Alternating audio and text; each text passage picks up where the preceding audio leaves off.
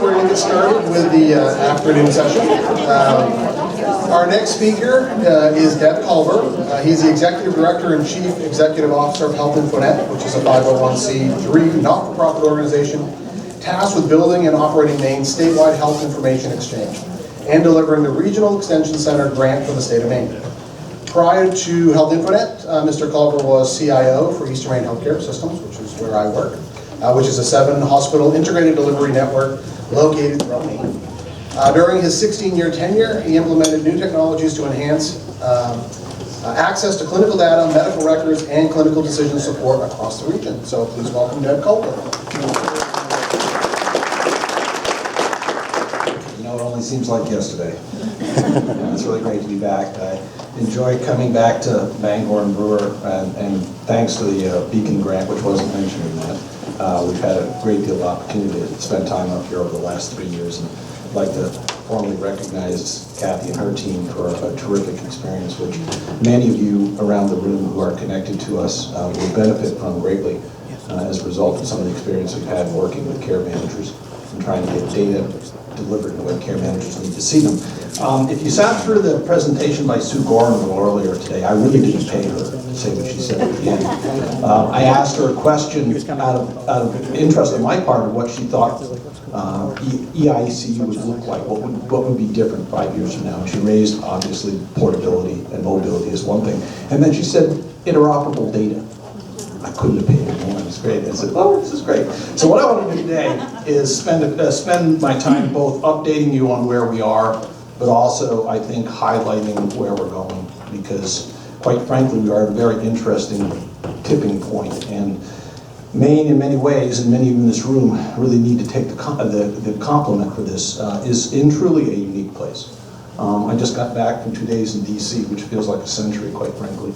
And everywhere we went, we spent time with ONC, we spent time with CMS, we spent time with their congressional delegation up on the Hill. I'm not sure this is good, but they say, wow, you're really different. And I take that as a compliment. However, being different is not always necessarily a good thing. I'm going to cover really 4 areas today. I want to spend some time just quickly updating on what's going on in terms of operating status. I have an announcement which I will make here, and then you'll probably see publicly in the next week or so. I want to spend some time just briefly. Many of you don't use the exchange yourself, so I'm just going to highlight some of the things that have come along in the last few months as new functions and features that your users are seeing and hopefully valuing at this point in time. I want to spend some time on value-added service. Why am I concerned about this? Well, quite frankly, you pay me money to do things, and I'm hoping like you're getting value out of this. So basically what I want to do is start to address the transition, and that's why that 2.0 was up there. It was actually a joke. If any of you know John Glasser, he wrote a very famous blog piece about 2 years ago about HIE 2.0, and it was sort of slamming the whole health information exchange concepts of where we were 2 or 3 years ago and talking about what really needed to happen. I feel like what's starting to be set up for this next year or two is really very different. In addition to the objective of getting data in front of a provider, we're really going someplace which is far more significant because it's the data itself and the services itself that are behind it. So I want to spend a couple of minutes on that. And then I want to end by addressing something that you're all either hearing about or will be hearing about shortly, which is the whole SIM grant. This is a grant that the state of Maine just received. It's a very large piece of money, just shy of $34 million over 3 years. It has no politics whatsoever involved with it, hardly. And I want to make sure that you clearly understand what HealthInfoNet's role is in this grant, because it's loaded up with a whole bunch of risk if you misinterpret what we're doing. And so I'm sort of wanting to make sure at least the folks who I care about a lot, who communicate within their organizations, understand what we are doing with this grant. So let's go ahead and start. I'm pretty sure that most of you in the room already know most of what's on this slide, so I'm not going to spend a lot of time here, but we are an organization that was created in 2006. Many of you were deeply involved in the development of this organization. I had the good fortune of coming into a situation in June of 2006 where a lot of the core ideas were already in place. And then I had the privilege of trying to implement those over the subsequent years. But quite frankly, we are a statewide structure. We've been blessed with some federal monies through different grants that have been both monies we can bring back into the community as well as monies that have allowed us to invest in our core infrastructure. But we are now at a situation where the grant money is starting to go away. And so now it makes it a much more interesting challenge to bring value forward so that people can actually sense that they're getting something for what they're paying. This is the news. So right now, we have 37 of Maine's 38 hospitals under contract with the exchange, and announcing next week we will have all 38. This will make us unique. There is no other state in the nation that has this going on. And so basically, that's a very critical tipping point. And what that allows us to do is start thinking about what that interconnection, that interoperability of all hospitals in the state, and quite frankly, now just about 400 practices and growing. What does that mean in terms of our ability to start transforming some of what we do, doing it in a way that adds value both to you as organizations, but quite frankly to the consumers of Maine that we serve. So this is a really, really great time to be announcing this because, again, it makes us unique and different. One of the reasons we were down in DC was trying to convince ONC and CMS that this is a great state to do other things with in terms of laboratory for testing concepts and ideas. So anything we can do to bring more money into the state to help support us in building out what we're trying to do, that's a good thing. So we'll continue to push that front forward. Here's some interesting facts. Today, we have just under 1.2 million lives in the database. Now, that doesn't mean we know everything about everybody. It may just be one lab test. But the important point is that 82% of Maine residents have something in the exchange. And that means that your providers, if they're using the exchange to go look in the portal side of it, have about an 8 in 10 chance of finding something. I'm going to show you a stat in a minute, which is really important because it's the concept of crossover. We look a lot at crossover, and I'll explain what that means in a minute. But there's a tipping point here, and I think we've reached that tipping point, if not having exceeded, where a provider will go there because they have a very high probability of finding something. You know, my home state, I'm embarrassed to say I'm no longer a Mainer, but my home state of Rhode Island has been at this about the same amount of time as we have. They chose a very challenging consent model. They chose an opt-in consent model. Maine's an opt-out consent model. I signed up for my exchange in Rhode Island in 2008. It went operational last year, and it has 265,000 lives out of 1,056,000. You know what? As a provider, I'm not going there. I've barely got a 1 in 5 chance that I'm going to find something. I'm not going there. So this is really important. We've really reached a very important tipping point. We have about 12,000 folks who've opted out. That's good. There's nothing wrong with opting out. We're not opposed to people not participating if they don't feel comfortable participating. That's a good thing.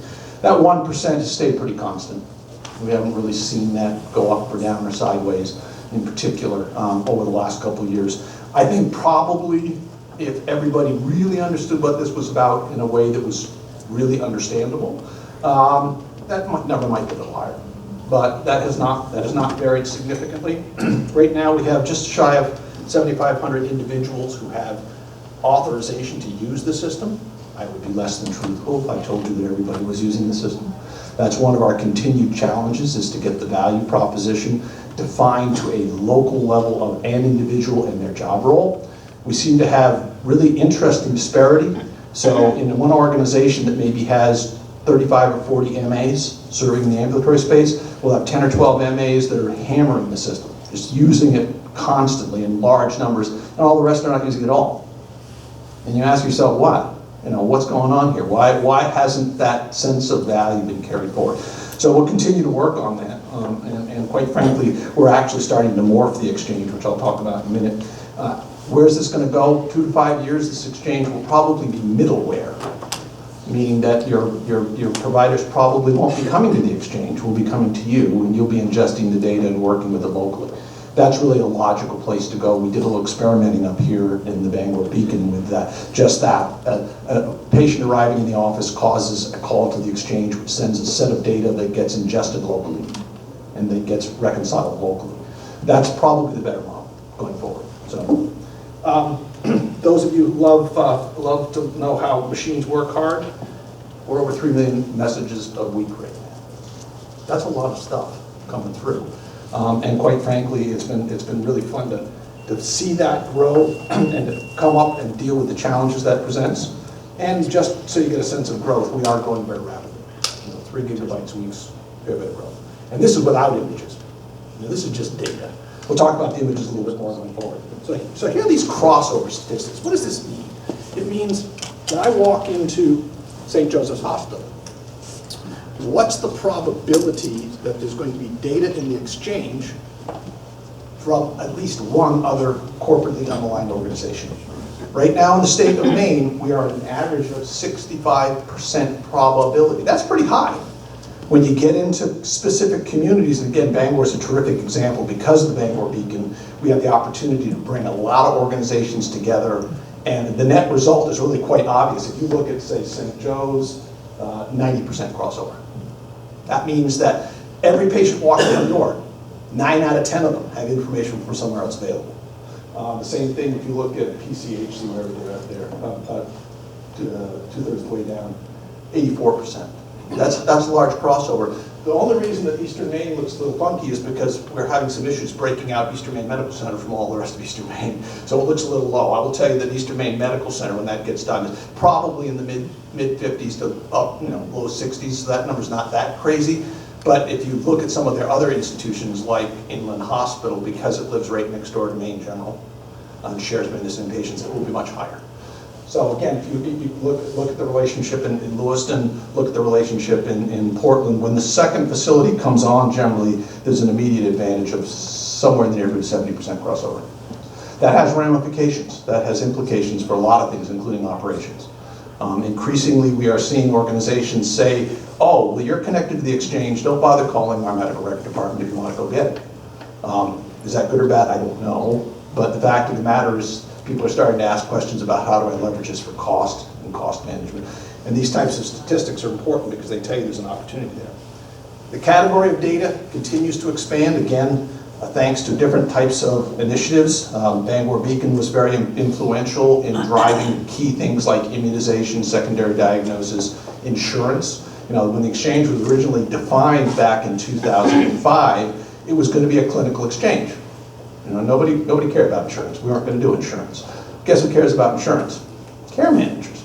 And so all of a sudden, as part of that process coming forward, as we started to work on building out solutions to support the care managers, insurance came back on the table. And so now we actively look to bring that in so that they can in fact manage that as part of their care coordination.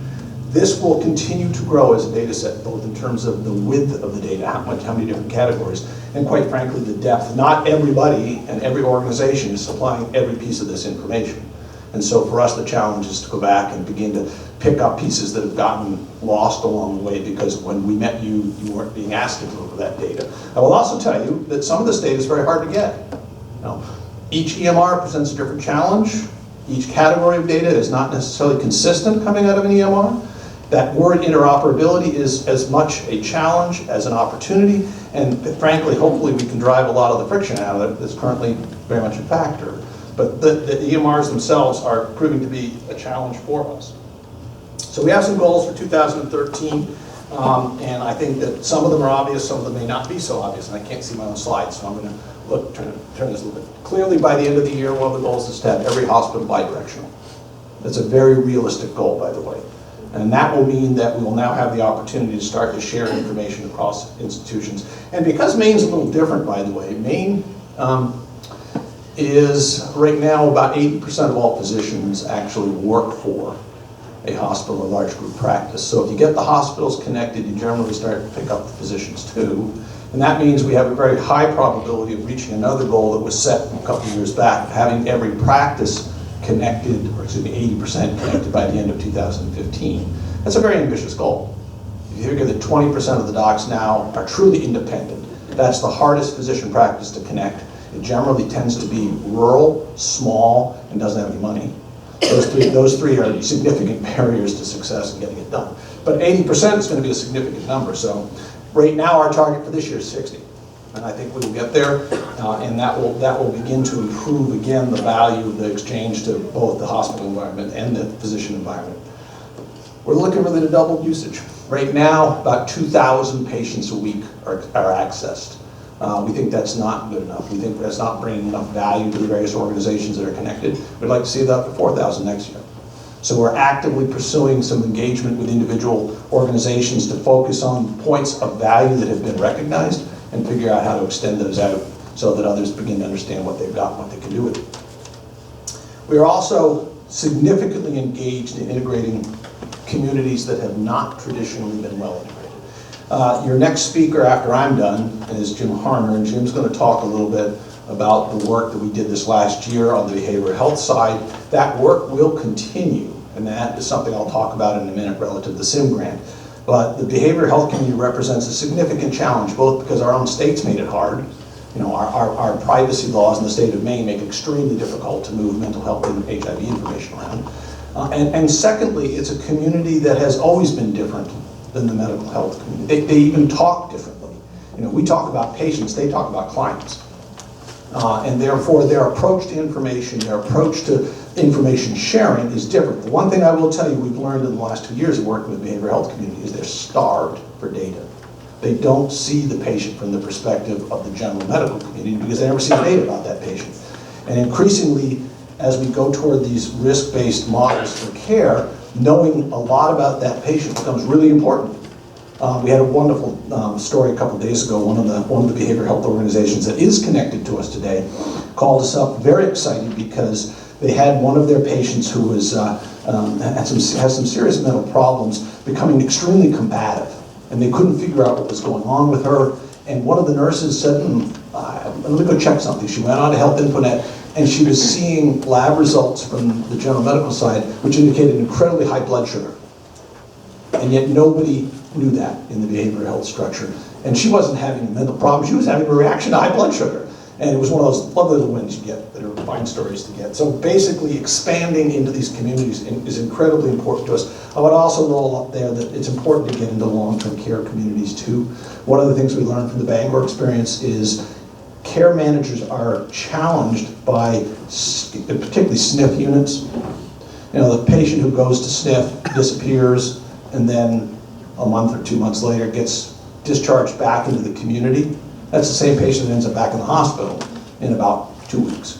And so to be able to engage with that patient in near real time as they're leaving the SNF unit is a very important objective, which we had at least the first taste of in terms of getting to know how to try to manage that in an automated manner.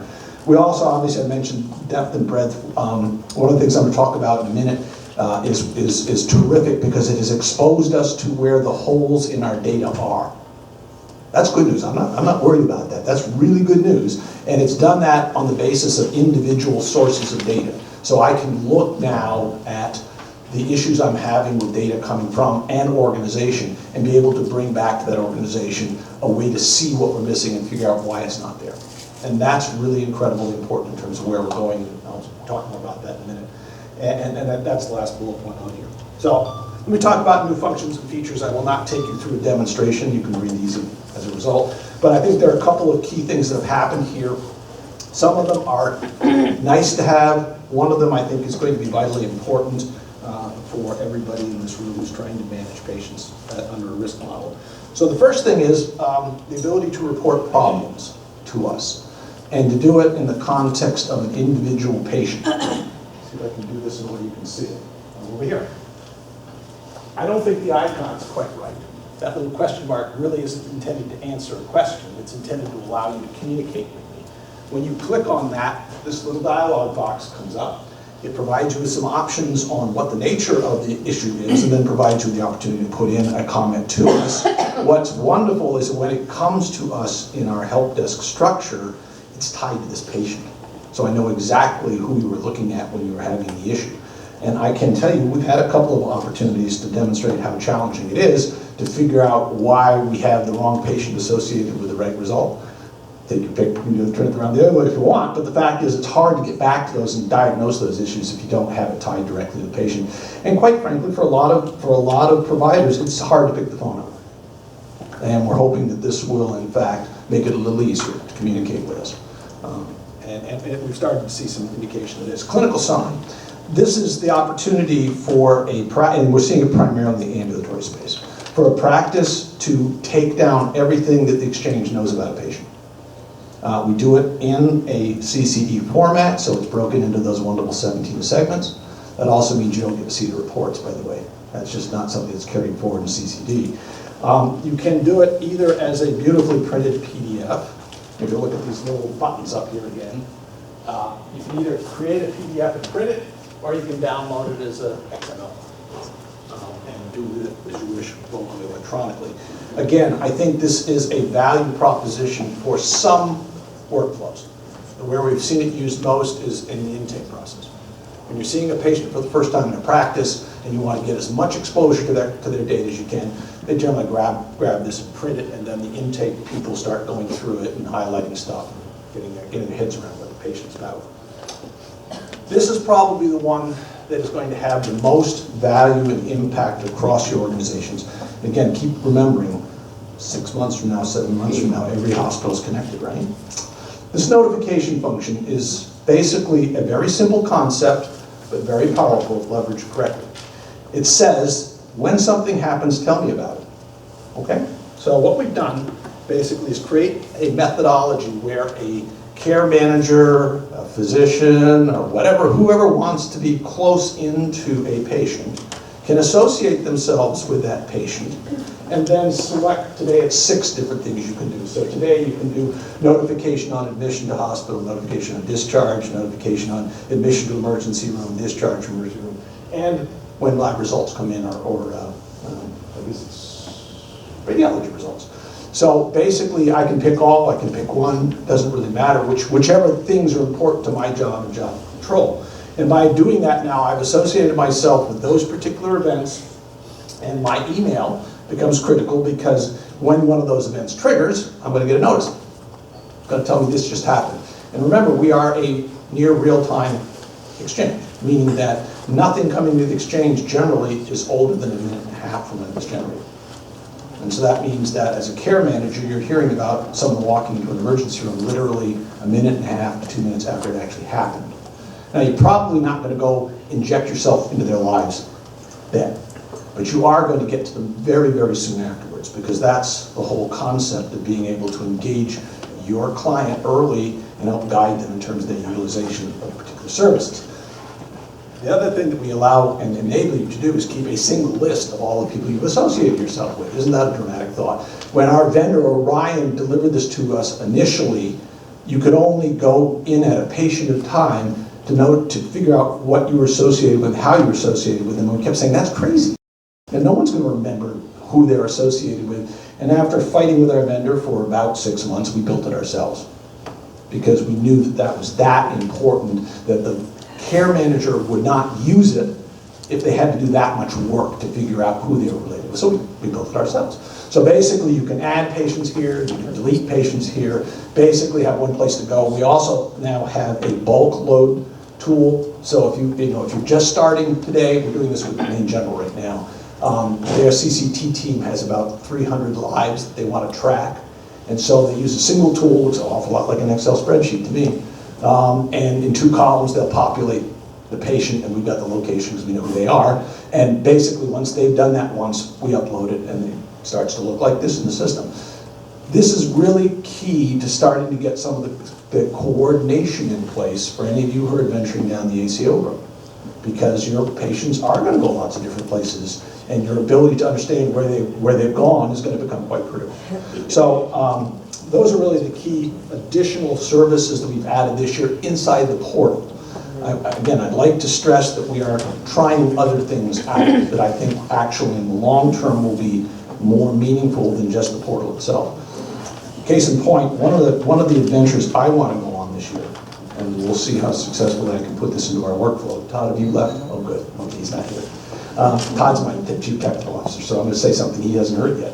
One of the things I really would like to do is engage with one of you and test out a concept that ever since I started in this business has seemed so obvious, but we haven't been able to do, and that is I would love to have your order process be communicating in the background with me when your providers are ordering things, so that when somebody puts in an MRI, don't have them go out to the exchange to see if there is one. Have the exchange say, oh, hello, I have one of those. Would you like to see it before you final order this? Once we get, and remember, we collectively, this room has spent an amazing amount of time and money standardizing data. That's what we've been doing. We've standardized our order sets so that I know what your lab test is called locally. I've mapped to a national, actually it's an international standard LOINC. That means you can talk in your local language, that's fine. If you want to order your lab tests using your local identifier and your local code, that's good. But can I then have that order in near real time going out and asking a question, does this exist? And does it exist in the universe of all order catalogs? And does it fit a criteria? How old is it? You know, that kind of thing. And can then I bring back the fact that you can look at this before you finish your order? Now that may cause some workflow challenges, may cause some workflow changes, but the fact of the matter is, why wouldn't we be doing that as part of the order strategy as opposed to expecting humans to go out and figure this stuff out themselves? So that's a little adventure. Anybody would like to go on that with me, I'd love to talk with you. But the fact is, until we automate some of these things so that we're not asking the human to actually be the one going out and figuring it out, we're not going to optimize the value of the system. So I'm going to cover a couple of value-added services that we're engaged in, and I'll try to acknowledge some of the pioneers in the room who are going along with us in these. The first is the introduction of a statewide image repository. This is one of those offshoot projects that has value because it introduces a whole bunch of different new concepts. So think of the exchange, it sits there. I'm going to commit heresy here now. It's a business line. Isn't that a shameful thought? It's a business line. But it's a very important business line because even though I doubt most of the people in this room will continue to pay me just for the exchange because you've got fax machines, it is a very critical business line because it sets up the data so that it can be used effectively to support other things. And this is a case of one of those things. Everyone in this room who runs an image management structure, whether it's radiology or cardiology, pays money today to have those images archived. And in some cases, they're paying significant amounts of money because up until now, they've essentially been the captive of the PACS vendor. You know, the PACS vendor owns the image, hard to break away. This concept came forward a couple of years ago, setting up a statewide image archive, because both of the value of beginning to break the control of the relationship between the PACS vendor and the image itself, but also, quite frankly, to begin to entertain the concept of perhaps driving the cost down of archiving. Long story short, we gain a couple of things out of this, and I'll cover those in a minute, but right now we are in the process of testing the concept of whether or not you can effectively generate an image that goes into archive in a cloud-based structure, and then be able to recall that image through another organization in a meaningful time frame, and also in terms of a sense of completeness of knowing all relevant priors. So basically, the magic in the middle of this thing is the master person index. That thing that you have to have to drive an exchange, repurposed to help support what is essentially a medical records function of finding information that is being stored now for the purposes of image management. In bringing this forward, we're trying to prove in a demonstration phase that a couple of key things be accomplished. One, does it in fact reduce the time to access somebody else's image? Can we drive the cost of the dance of the CD or the DVD out of the structure? Can we truly have a single standard for viewing that doesn't really care what the DICOM is that the image was generated on? And ultimately, can we impact care? You know, put your ACO hats on for a minute. Your radiology department just became an expense department, because now when they start doing studies that are duplicative of a study done somewhere else, you're not going to get paid. So now, if you believe the empirical evidence, somewhere between 12 and 20% of your radiology department's revenue is about to become expense. So basically being able to get access to a significantly complete view of images from around the state will become very important, because now your radiologist or your neurologist or neurosurgeon or orthopod can reasonably expect, once this thing gets populated, to call out and find instances of relevant priors for that individual to be able to have access to them in a very short period of time. Very important. So basically what's happened is it's turned into a large group buy.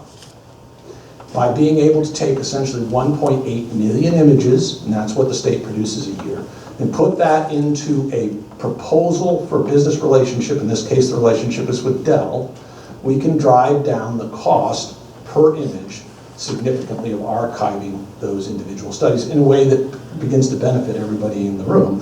More importantly, though, we create that universe of access to a set of records that is complete, or as complete as it can be.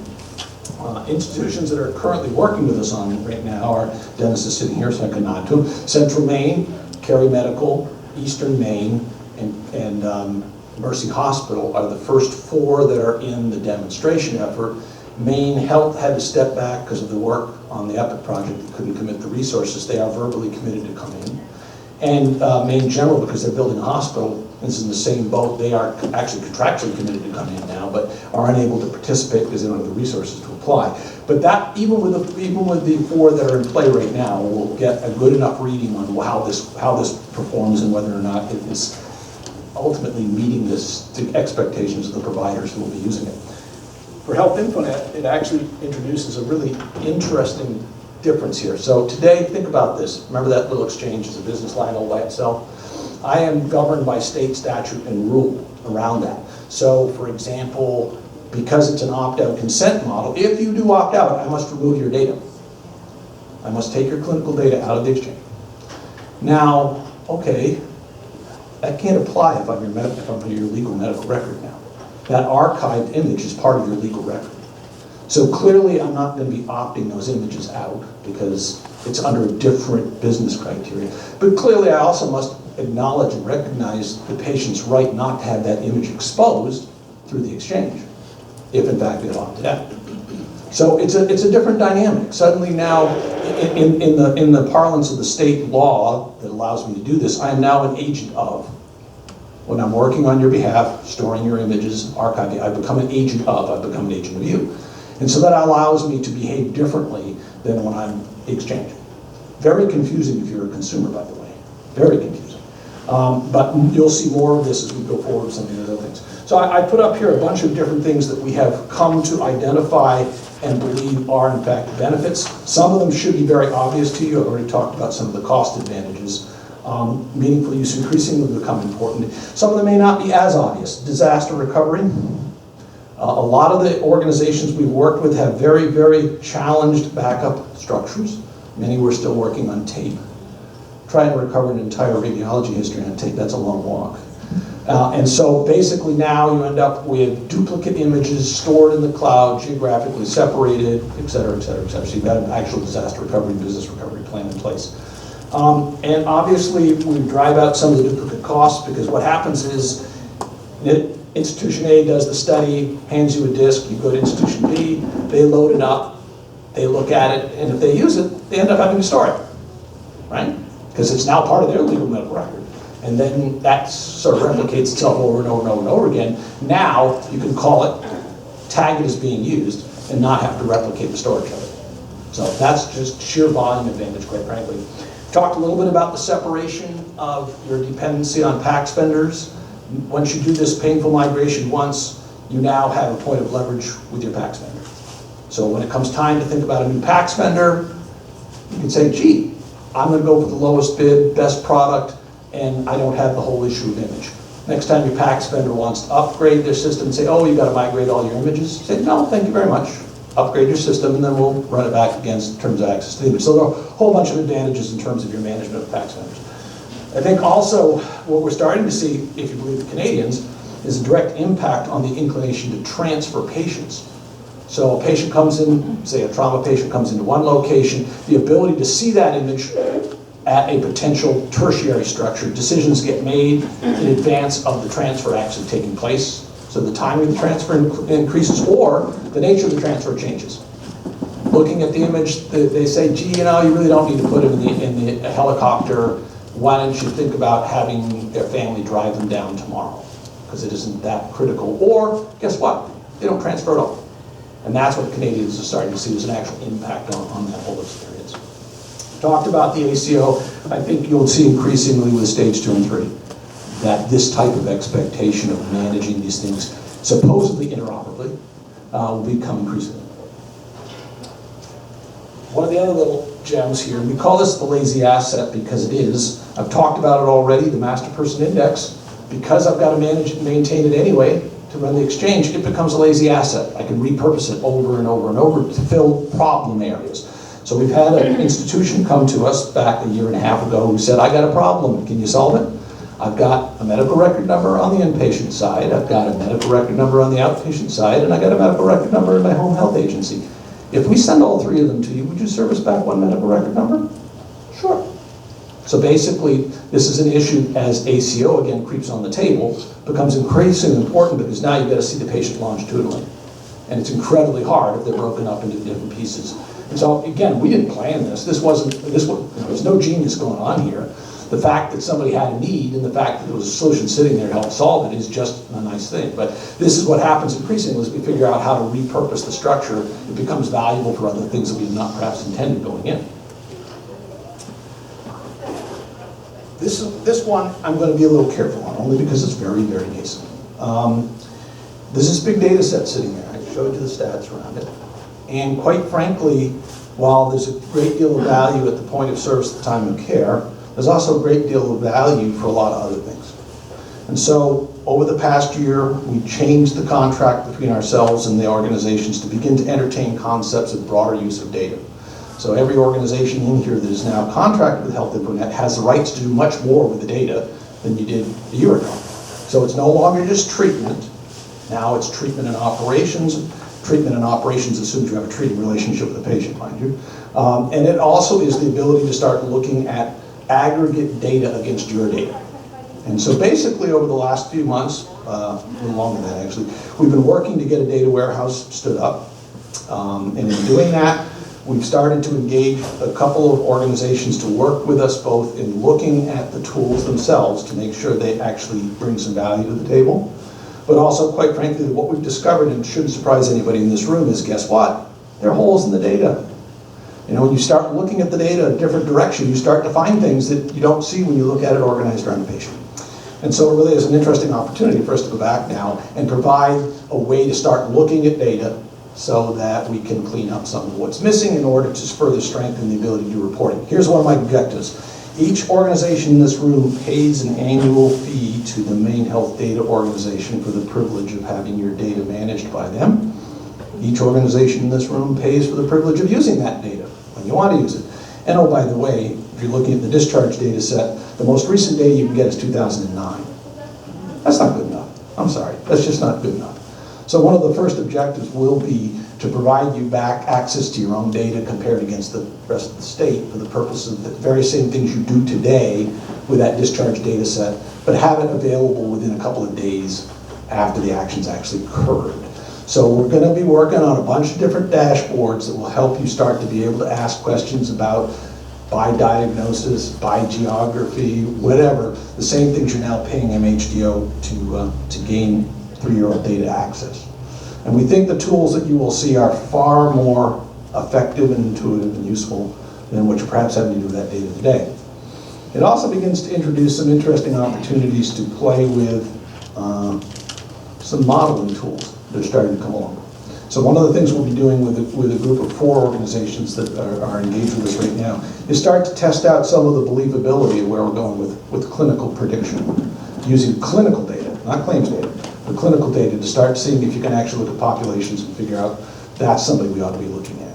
And quite frankly, I'm doing a little bit of a tease here. I'm not going to show you anything for real today, even though it's very real, because we have to do a little data cleanup first. But more importantly, what I'd like to do is extend an invitation with an announcement to follow of a time in June when we will make this something you can look at. And we'll do an overall demonstration, and then basically, hopefully, been engaged with each of you a little bit in terms of the areas of data deficiency that we've found. We're not expecting to solve all the problems of data deficiency in a month or two. That's going to be a longer term task. But what we want to do is start to get this to a point where it's good enough, believable enough, so you can start using it. So more to come on this, but this is really a very important area, both for HealthInfoNet in terms of its value proposition to you, but quite frankly, in the ability to go a lot further in your individual organizations and having something to work with that allows you to look at your performance against others. Okay, we'll stop there for a second. Any questions on anything that I've thrown at you in the last 40 minutes? We're going very quickly, and I know that. Okay. There's a great deal of money coming out of Washington right now through the Center for Innovation Management at CMS. Literally, they're sitting on $4 or $5 billion, and they're awarding fairly large grants that are focused on having states demonstrate significant change brought on by a plan that's been presented by the state. Maine was very fortunate, it's one of 5 states, who secured a SIM grant, or a State Innovation Model grant. Its objectives are very interesting and challenging. Basically, what it's really trying to do is drive the entire marketplace using the government programs as the foundation.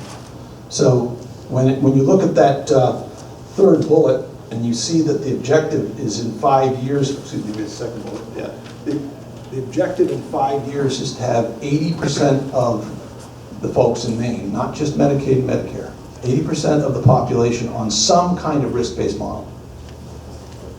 That's pretty dramatic change. Now, interestingly enough, the grant's only 3 years long, so go figure. But that is a formal objective and commitment by the government programs, Medicare and Medicaid, to push the entire market over into a different approach to management. And so what this grant really is about is putting into place and demonstrating the structures and processes to make that happen. Again, primarily focused on Medicaid in this case, but assuming that that's going to drive the other components of payer communities come along with it. A lot of money in play, as I said, just shy of $34 million over 3 years. That's not chump change. And HealthInfoNet's play in this is just under $7 million. And what I want to do for the next few minutes is make sure you understand, as I said at the start, what it is we're charged to do.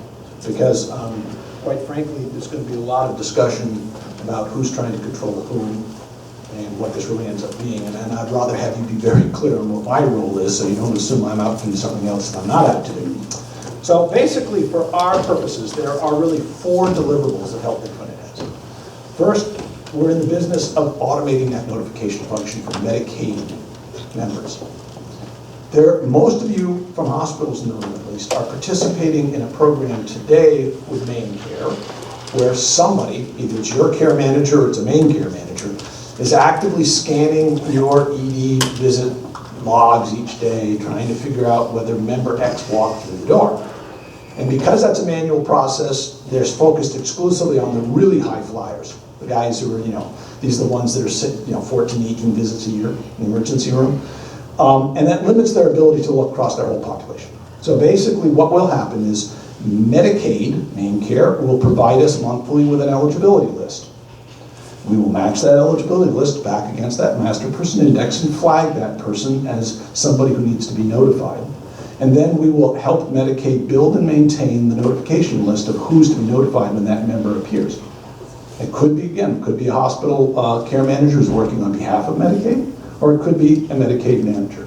And with that, we're expecting that they will have a much more robust and timely ability to intercede.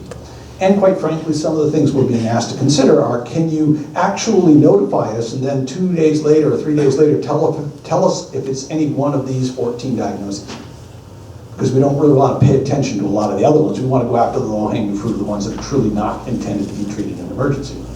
So we'll see where that goes. But that's a very important function. And again, as of December, when all hospitals in the state are connected, this will be a very effective experience for Maine Care in terms of getting at a very, very critical area expense. I don't know if you know, but, and Maine's not terribly unusual, but typical commercial patient in the state of Maine, per 1,000 people in a commercial group, about 260 ED visits per 1,000 members. Medicaid, Maine Care, it's 1,000 visits per 1,000 members. So it's 3 times higher than in the general commercial population. That's not sustainable. Under any possible scenario, that is not sustainable. And so basically, this is a very important first step in trying to help train, teach, and coordinate care so that people end up in lower cost settings than the emergency room. The second, and Jim just walked through the room, so this is good timing, will be a focus on continuing the efforts with behavioral health.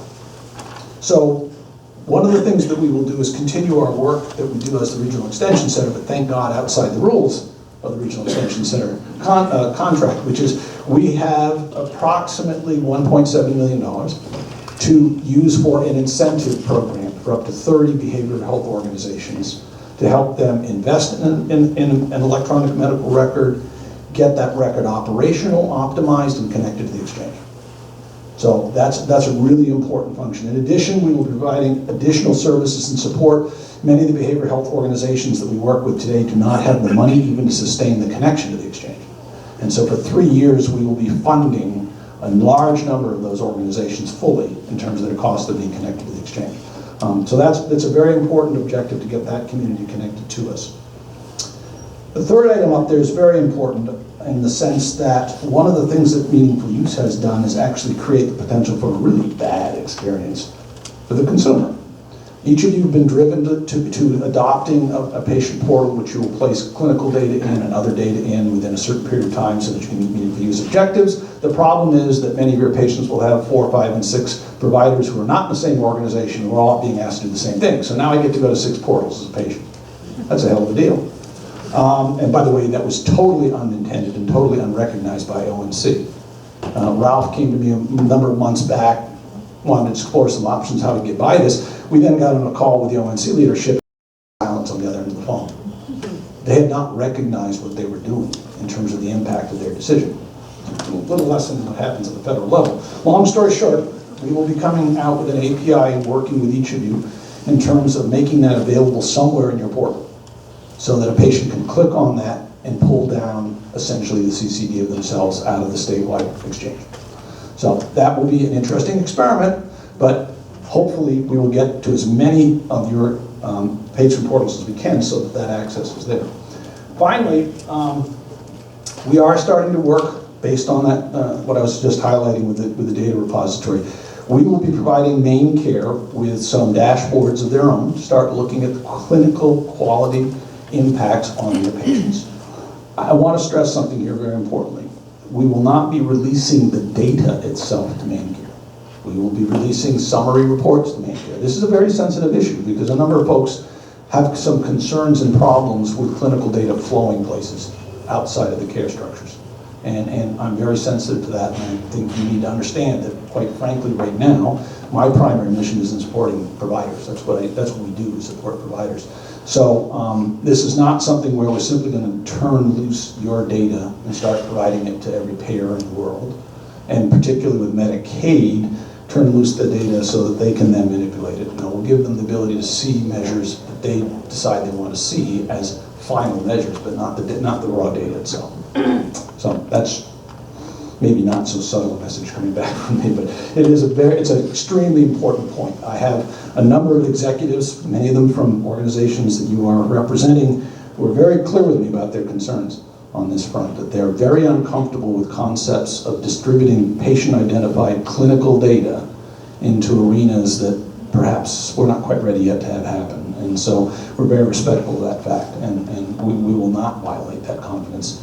And basically, I do think there will become a time when claims and clinical data will be merged. We, by the way, just did a pilot project. We took a year's worth of data from the Maine Health Data Organization, and it was fully de-identified, and we managed to merge it successfully on an event of care basis with the same period of time for data in the exchange. So it is doable.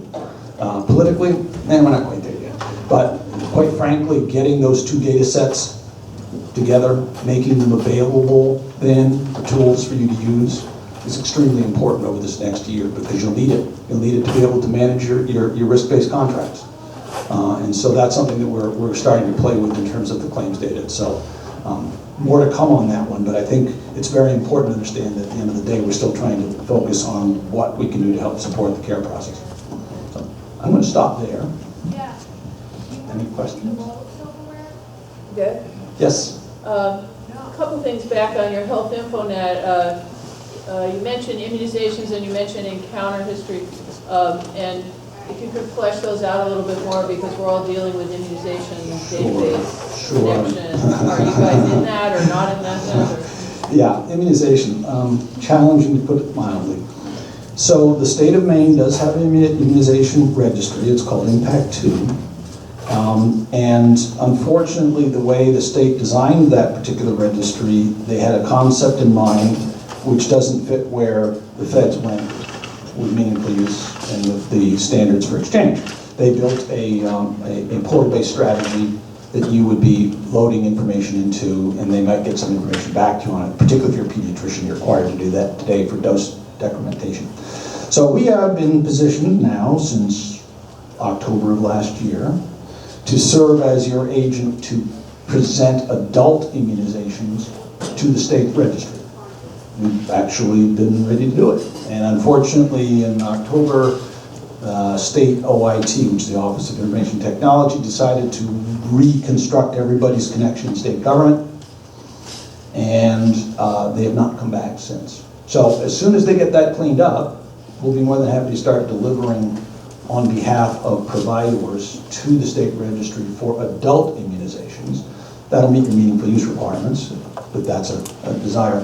Pediatrics, we probably will not ever be in a position to handle the dose decrement because it's not something that we have a structure to deal with. So for those pediatric practices, and there are most of them that are involved with using vaccine that's supplied by the state of Maine, they're still going to have to go through the portal-based strategy that is Impact 2. And hopefully that interface coming back will get better so that the actual feedback to the EMR is not something you have to re-enter yourself. So it's been a frustrating experience, and one that, you know, quite frankly, a couple of the folks in this room have been waiting on us for quite some time to deliver, and we have been basically handcuffed by the fact that the state ate itself for lunch. So that's an interesting challenge. We are actually starting to be increasingly asked about the cancer registries and what could we do to help with those. And if you hang around cancer registries, you'll find out that the state of Maine has a terribly complex one. And a great deal of rework is done by a number of your colleagues in your organizations to feed that registry. We're starting to look at a set of specifications with the state to see if there's a way to simplify that and begin to strip data out of the exchange to serve that purpose. That one's going to be a little longer in terms of a project, but at least it has some potential to make some things easier. And I'm sorry, Susan, what was the other area? You mentioned encounters, and I didn't understand what that concept is. Is that an actuarial concept, or it's? No, it's an actual event. It's an event of care concept. So the fact that you walk through a door, what's the nature of that encounter? In the hospital world, is it an emergency room? Is it an inpatient? Is it an outpatient? So it's like an ER report, or it's an office visit report, walked in? It leads to a series of content. What I was referring to was a project that we were trying to get used, and in fact successfully did deliver, which was don't have you go to the exchange anymore. Have the event of a patient being registered into your EMR in the office cause a request to the exchange that sends a body of knowledge back. So in your case with Centricity, which you're familiar with, there's a reconciliation page. Populate that reconciliation page with problem list, meds, and also start pushing documents back. So that in the event I'm taking out the adventure of going to the portal. I don't want you to go to the portal anymore, quite frankly. Can I get the data so that you can ingest it into Centricity and select what you want to have ingested and make that a part of your local workflow rather than signing into the exchange to go get data. It's a very important next step. And that's the experiment that you've done. Right, that's Carol. If you want to talk with Carol about it, she was the one that really was doing most of the work on this side. It's been an interesting project. It should be portable to any EMR. I can't sit here and guarantee you that it is, but it should be. And I think it's really the next generation of what Exchange should be. And then if I can get that order process working, that truly is the next generation of what Exchange should be. Exactly. Yeah. But other questions? Yes? Do you anticipate a point where people won't be allowed to opt out in terms of No. this would be a condition for receiving Maine care No. or being in an ACO? No, I don't. I don't. I mean, that's a very difficult question, actually. Because I can really imagine that, because you want to track that data and capture those dollars frequently. And that's why, when today it's a voluntary system. Right. You know, it's voluntary for the providers for sure. In theory, it's voluntary for the patient too, and you can opt out. I think a number of folks would argue you don't know enough to know you can opt out. That's a bit of a challenge. I think we lose something if it becomes mandatory. However, now remember, I now have this status as agent of, and that's purely not an opt-out concept relative to managing your medical record on your behalf, but I still have the obligation to recognize the release of that information within the context of the rules of the exchange. So I can manage on your behalf and expose your information to you on your behalf, but I probably can't expose your information to somebody else if you've opted out. And so I really don't see that as coming, I think if it does, it's So going to you're be a talking lot. about masking versus unmasking information. Well, in the case of when I'm managing information on your behalf as an agent of you, yes. When it's information that's living in the exchange specifically, no. If you're out, there's no data other than a very small amount of demographic data. There's no data there. That's a law. I have to live by the state's law. But I think where we run into some difficulties is the concept of the state, and that's what you're really talking about here. That's what I'm talking about. I'm talking about single payer. All right. The state taking control of patient-identified clinical data. I think that's a very troubling public policy concept. Right, but I can see that we're gonna run into. We already have. Yeah. We just went through one bloodletting this last year, and thank God the good guys won. But I do think that there will continue to be some pressure to have that happen. But I think that there is and this is one that brings the really far right and the really far left together. The concept of the state holding your clinical data identified, not so comfy. So I don't know. I mean, basically, Medicaid proposed that at one point in time, and we managed to back them off as probably that not being a good idea. But I suppose in that situation, they could make it a requirement of participation. I think that sets up a really bad precedent, by the way. Yes. And that does bring up a really good question, though, about all this meaningful use and quality reporting that we're required to do now, or starting 2014, and that Medicare actually requires that it be identified, and yes, it's just a subset now, but that is very troubling.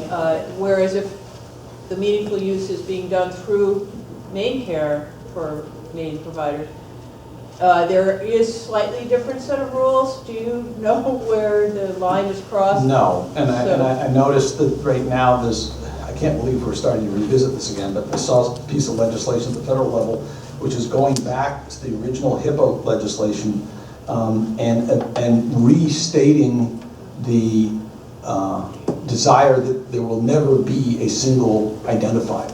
You remember when HIPAA first came out and there was going to be a unique identifier for the patient as well as the practice as well as the hospital? Across the country. Yeah, across the country. 2 public hearings in, that issue went away real fast. And now there's a law that's being brought forward, I forget who's bringing it forward, to reinforce the fact that there will never be a single nationwide identifier for people in medical care. So I don't know how we're going to deal with that. I really don't know what's going to happen within Medicaid versus Medicare. I mean, in theory, for us, the best outcome would be a single system. I mean, it's kind of stupid. We have 50 different claim structures in Medicaid, very inefficient, very expensive. And we have one claim structure in Medicare, which is fairly efficient. Why wouldn't you emulate that same system across all 50 states? The answer is pretty political, by the way, why you wouldn't. But there's a huge amount of opportunity to drive a lot of cost out of Medicaid. If you didn't have every state buying its own claims processing structure and you didn't have every state doing its own backroom administration, I don't think politically that's going to happen anytime soon. But it does raise some concerns about that identifier management and how that works forward. I really don't know where that goes at this point in time. Other questions? Good. All right, well, thank you very much. Appreciate the opportunity. Look forward to working on it.